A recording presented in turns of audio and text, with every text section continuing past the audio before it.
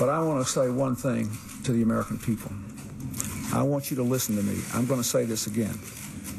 I did not have sexual relations with that woman, Miss Lewinsky. I never told anybody to lie, not a single time, never.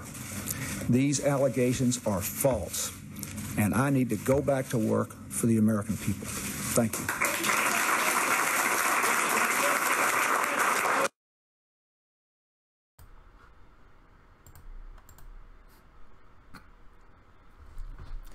Bill Clinton said it. It must be true. Because after all, Bill Clinton is not somebody who's going to lie about something like that. Except for the fact that Bill Clinton lied about that. Let's take a look at this. This weird and creepy acknowledgement of a lie. Essentially the besmirching of a presidency.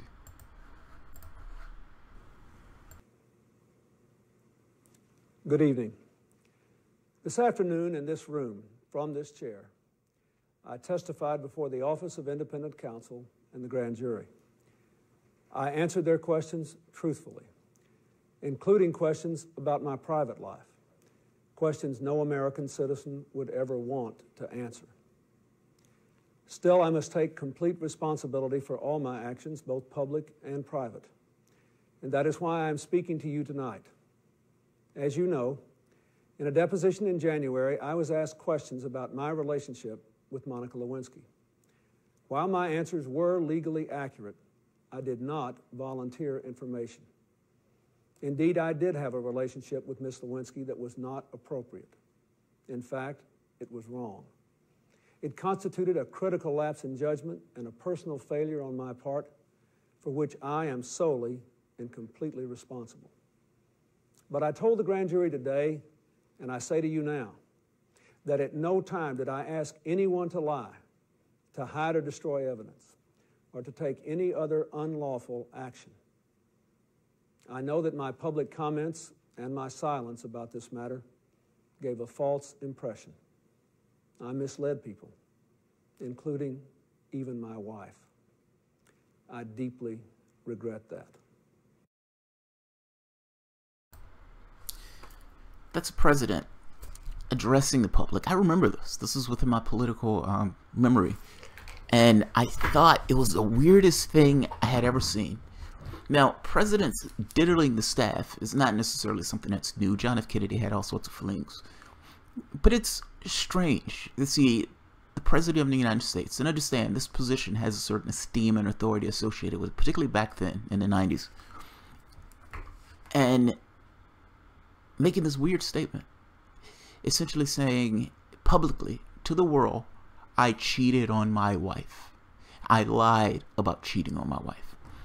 The catch of this is that I didn't necessarily blame Bill Clinton for this. And to some degree, I still don't. I don't necessarily think this is a matter of politics. I think this is between him and his wife. The issue that I think people will bring up is Monica Lewinsky saying, well, wait a minute, the president of the United States has a certain authority and puts a certain pressure implicit just by virtue of his stature and his position. And if he's interacting with somebody, let's say a secretary or an intern, then it adds a certain amount of pressure associated to that person to comply. I don't know if I fully buy that argument. That completely removes this idea of agency from the person and the individual that's involved in the process. But I think the argument makes sense. He has an implicit pressure just by virtue of his office. And if he's hitting on somebody, does that create an unfair situation where that person feels pressure to comply, or they're going to lose their position or their job? So I understand the argument for this. I hit my head on this idea of agency, meaning, do we get to the point of saying people who are in those positions in no way can interact with people who are lesser than them in regards to the status of the office? So let's say a person who's the CEO of a corporation can't hit on the person who's in the mailroom. At which point does it cross the line into sexual harassment? Meaning, at which point would it cross the line into sexual harassment? Just the very act of making a pass at somebody? I don't know. I'm sketchy on that stuff. And I really don't like to take away this idea of agency from the process. If I am working with someone and I am being hit on by the person I'm working with, I might actually like being hit on by the person I'm working with. I may completely hate the fact I'm being hit on by the person I'm working with. But don't I have agency to make a determination in it? Does it become sexual harassment at the moment that the person believes that there's some consequence for the actions?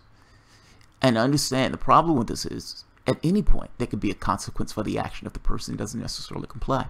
So I full well understand this argument of, look, the very act that the person is president of the United States, by virtue of his position, or CEO, or the boss of somebody in a particular place, meaning supervisor, their position itself creates this kind of tension where if I don't comply with what they're asking, are they going to fire me? And the very act of that tension being in place, some people may call sexual harassment.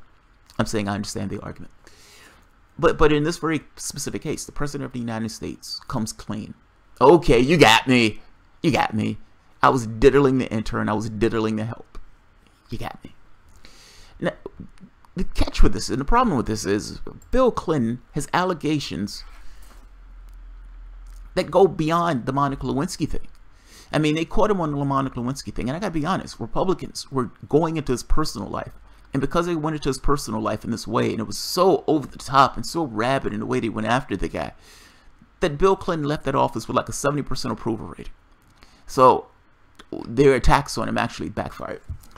That being said, there's a certain indignity associated with diddling the intern and then getting your semen, the presidential stain on that intern's dress, to be kept in posterity. This is something else that happened that's slightly, immensely embarrassing. Next tonight, to a possible secret revealed in an official portrait of President Clinton. The artist who painted it now saying he added Monica Lewinsky's dress to the portrait. ABC senior national correspondent Jim Avila. There is a shadow over President Bill Clinton's official portrait. No, not his. Look closely. There on the left of the frame, beneath the mantle. Look familiar? That, according to the artist, is the shadow of then intern and presidential mistress Monica Lewinsky, wearing the infamous blue dress that nearly brought down the Clinton marriage and presidency.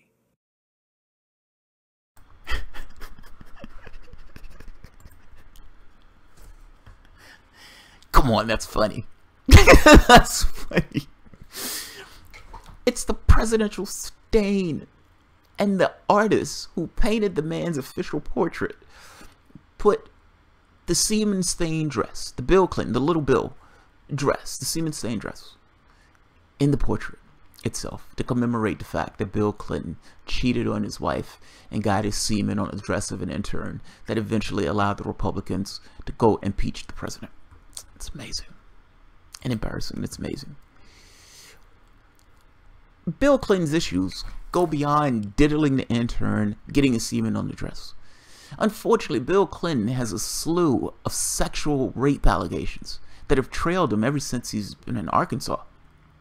The catch for this is rarely brought up, or at the very least it used to be rarely brought up. It was known, and yet it was ignored by the other Democrats that were in office. This is a bombshell, and maybe not a bombshell in the fact that it's, let me say it this way, it's not a bombshell from the standpoint of whether it's known. People understood it, people knew it was there, people knew the allegations were there, people completely ignored the allegations. Joe Scarborough says this. Joe Scarborough, Democrats tell me they think Bill Clinton raped Juanita Broaddrick. According to MSNBC, Joe Scarborough's Democrats have told him off the air they believe Bill Clinton raped Juanita Broaddrick. Scarborough doesn't name any names, but he says many have told him this, so the suggestion is that we're not talking about one or two Democrats. How did Democrats split the difference on Bill Clinton when they knew, or many believed, and wouldn't tell off the air that he raped Juanita Broaddrick, Scarborough asked. This is the kind of admission that really ought to be a showstopper. I mean, that literally and figuratively. First, it ought to stop all other discussion taking place on Morning Joe and lead to a long discussion about presidential Bill Clinton, suspected rapist. A very long discussion would be needed to allow the panel to go back to 25 years of history and the rumors surrounding Clinton and the media's response to those rumors when he first ran for president. Joe Scarborough comes out and says, look, a lot of Democrats have told me off the air that Bill Clinton was a rapist. How on earth do Democrats go into Congress and support the guy knowing that the guy might be, or at the very least they themselves thought he was a rapist? Now this question in many respects goes, I think he was making a point of Donald Trump, saying how do Republicans back up this guy when they know this guy is racist and they have all of these sexual allegations associated with the guy? How do you do it? It's like, how do you come in and you have a base of people that are flaming racist, and he knows that those people are flaming racist, and the president himself have said things that have crossed a particular line? How do the other Republicans get in line and support the guy when this guy's this gross? That's Joe Scarborough's point, and he's using that point in saying, how did Democrats do it? And that's a damn good point. That's a very interesting point. It's not like these allegations weren't there. These allegations were known and these allegations were available.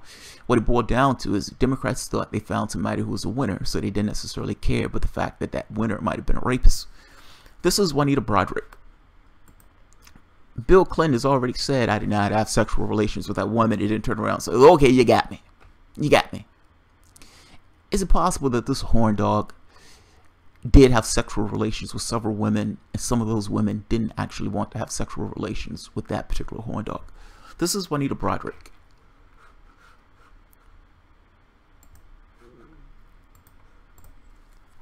No.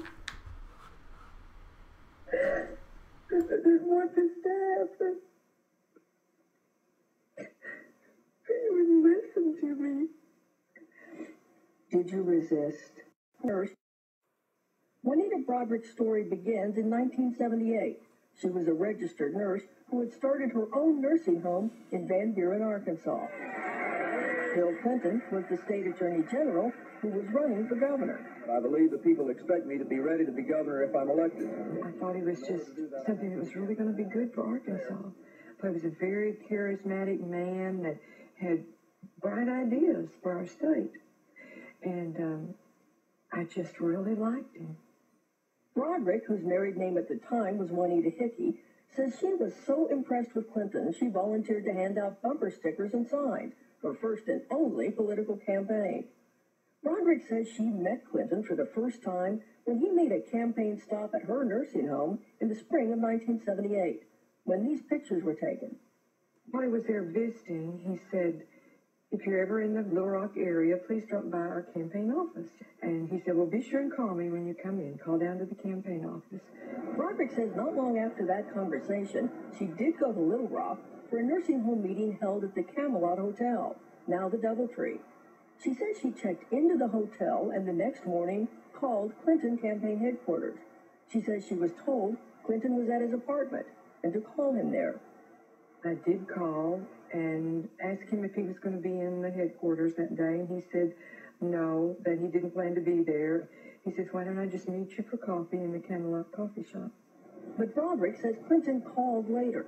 She thinks it was around 9 in the morning and asked if they could meet in her hotel room because there were reporters in the coffee shop. Did you think his interest in you at the time was Personal or professional? I thought it was professional completely. So you thought this was going to be a business meeting? Yes, I did. Yes, I really did.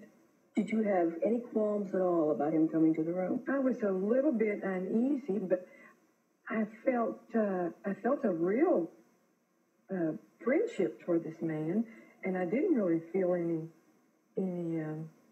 danger in him coming to my room. And I sort of ushered us over to the coffee. I had coffee sitting on a little table over there by the window. And it was a real pretty window view that looked down at the river. And he came around me and sort of put his arm over my shoulder to point to this little building and said that he was real interested, if he became governor, to restore that little building. And then all of a sudden, he turned me around and started kissing me. And that was a real shock. What did you do? I first pushed him away. I just told him, no, please don't do that. And I forget, it's been 21 years, Lisa, and I forget exactly what he was saying. It seems like he was making statements that would relate to, well, did you not know why I was coming up here?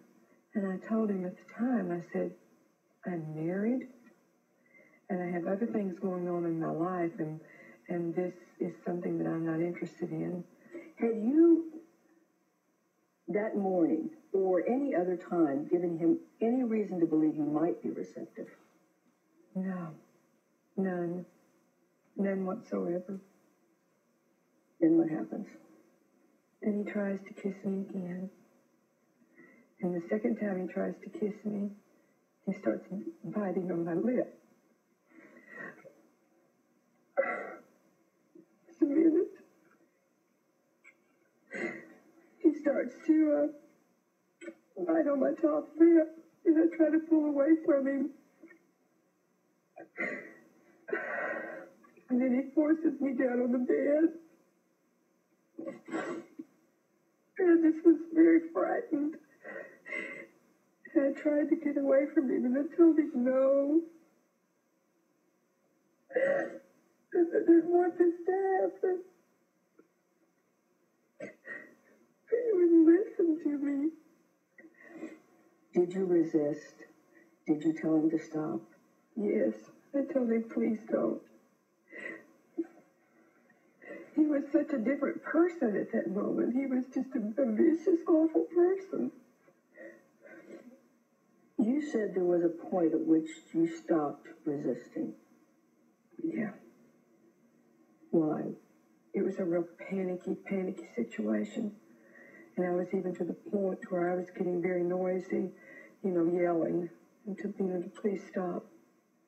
But that's when he would press down on my right shoulder, and he would bite on my lip.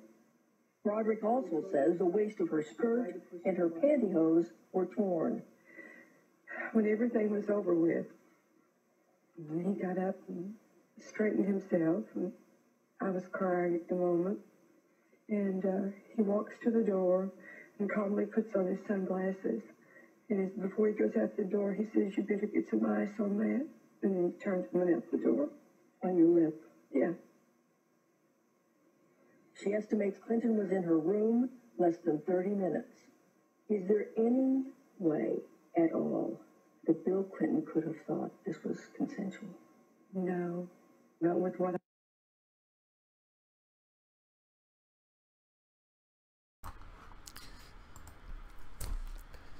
Based on that, Bill Clinton is a rapist, premature ejaculator, and I would likely believe left his gubernatorial stain on that woman's dress or in the hotel room. Now, the catch becomes, it depends on who you believe. Democrats have gone, well, and let's be honest, the hashtag resistance thing is going with this idea of hashtag #MeToo. And if you're accused of rape or sexual abuse, then you are by definition guilty. I think this is somewhat of a dangerous precedent, but that's the precedent that's being set, and that's the precedent that's being followed. Democrats, being the gurus of identity politics that they are, and that they would cling to pretty much any movement in order to avoid talking about issues of class, all movements with the exception of movements of class, clung like a drowning man to the hashtag resistance thing, essentially the Me Too. There's nothing wrong with the Me Too thing. Women have been sexually abused in their work and everything else for God knows how long, this kind of madman era. It's time for the madman era to stop. Women should get paid the same amount as men. Women should not be harassed in their job. If I don't like you, I don't want you pushing up on me, I feel that women should be in the same position. So I take nothing away from the hashtag resist or the Me Too thing. But for the argument that Democrats have been making, meaning getting rid of Al Franken, getting rid of Rangel, and then turning Conyers, and turning around saying Donald Trump is a woman abuser and a rapist, and Donald Trump needs to step down out of office because Donald Trump abused these women, realizing that they have this lagging issue of Bill Clinton, in which case some of the Democrats have started attacking Bill Clinton. I think Kristen Gillibrand attacked Bill Clinton. Joe Scarborough bringing this up now, saying, hey, Bill Clinton was a rapist. My question is, why didn't you bring this up before? I mean, it would have been nice to know that this guy was a rapist, or that some of the Democrats who were supporting this guy believe he was a rapist at the time that Bill Clinton was destroying or adding or putting in NAFTA. It would have been nice to know that many of the Democrats that were supporting Bill Clinton knew or believed that Bill Clinton was a rapist at the time that he was destroying welfare, and at the time that Bill Clinton was destroying telecommunications, and at the time Bill Clinton was destroying the financial system by repealing or destroying Glass-Steagall. It would have been nice to know that the guy who had crafted a deal with Newt Gingrich in order to destroy Social Security was a rapist before he made the deal to destroy Social Security. Mind you, he didn't get to do that because of him having sex with Monica Lewinsky and leaving a stain on her dress was the thing that essentially saved Social Security. Is Bill Clinton a rapist? And do Democrats actually believe this, or is this Democrats playing politics? And if Democrats actually believe this, why are Democrats just now saying something about it? That's what I want to know. Why now? Why did it take 30, 40 years for them to come out and say something about this man that they believed is somewhat of a sexual maniac and a premature ejaculator? Why on earth? Why now? And is this purely just an issue of politics? So, I'll leave it at that. These are some heavy allegations, and they're like multiple people, like 4 or 5 women who are coming out behind the scenes saying we think Bill Clinton is a rapist. I gotta be honest, this is not something that I knew at the time where I was watching the earlier video, meaning when I was a kid watching that video, I had no idea that all of these other items, all of these women were hounding Bill Clinton about rape allegations. I had no idea, I mean, even as I got older, that they were hounding Bill Clinton about rape allegations. And by hounding, I don't mean in a negative way. I just mean saying that these people believed or these people accused Bill Clinton of rape. And the media, for the most part, shut up about it. Democrats, shut up about it. Nobody said squat about it. Now that we have a Me Too movement, now that we have Donald Trump in that office, all of a sudden everybody's bringing up issues with Bill Clinton in order to throw Bill Clinton under the bus. My question, honest question, is Bill Clinton a rapist? Apparently there's several women who seem to think so, and apparently there's several Democrats who seem to think so. I am curious. And not to mention, I want to know who those people are. Meaning, I want to know the sources that Joe Scarborough was talking to off camera. And Joe Scarborough talks to Democrats and Republicans all the time. He has a fucking show. So, he could be lying about it. That would just be a weird lie to just kind of throw out of the blue. And this is something that I know had been in the ether. I mean, mind you, it took me a while to get older in order to kind of see that stuff as you're looking at politics and the history of politics. And you're seeing all of these allegations. But if some of the Democrats actually believe this, did they know this? And did they believe this when that guy was running for office? And Joe Scarborough is asking a really good question. If you guys believed that this guy was a rapist, how did you split the baby? How did you say, yes, this guy's a rapist, but I am also going to support this particular guy, and I'm going to shut up about the fact that the guy actually sexually abused and raped this other woman? And again, this is purely based on this idea of if they believed it. Joe Scarborough is saying that they believed it. So, is Bill Clinton a rapist? I will leave that question open. I'll leave that question open. I don't know the answer to that question. What I do know is there seems to be a lot of people trailing Bill Clinton saying that answer is yes. So, alright guys, if you enjoy the content, feel free to share, like, subscribe, and of course, you can always support through Patreon. Thanks, guys.